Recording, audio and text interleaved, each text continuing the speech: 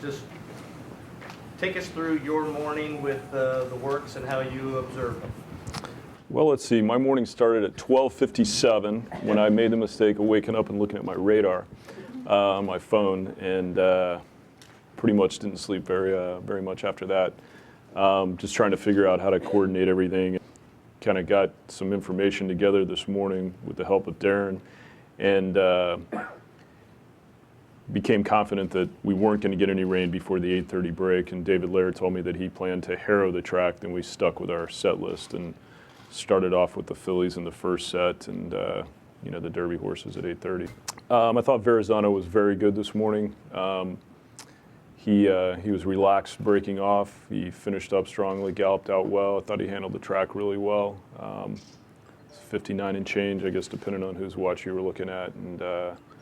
But I thought it was well in hand throughout, and indication to me that he's doing very well and like the surface. We're going to put the blinkers on for the race. I thought he handled them well. I thought they focused him in just a little bit without making him too keen. Mike Smith, who was aboard him for the first time today, seemed to think that they were good, that he liked the way he handled them. He didn't feel like he was too headstrong or anything, which would have been one possible concern.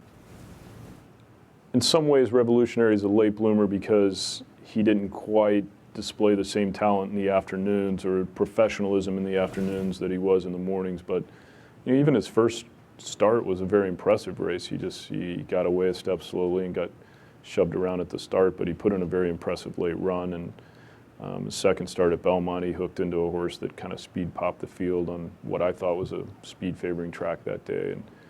And really, to me, his only real disappointing race was his third start when he scratched down to the one hole and didn't get away well, and just never really fired that day when Orb, I think, won the maiden race that day. But since then, he's put it all together, and is with 3 wins consecutively after that. And he's starting to figure it out and get a little more professional in his races. The Derby is a very difficult race to watch one horse in. There's just so much going on, big field, but I'll try to survey as much of it as I can and try to keep an eye on all of them the best I can.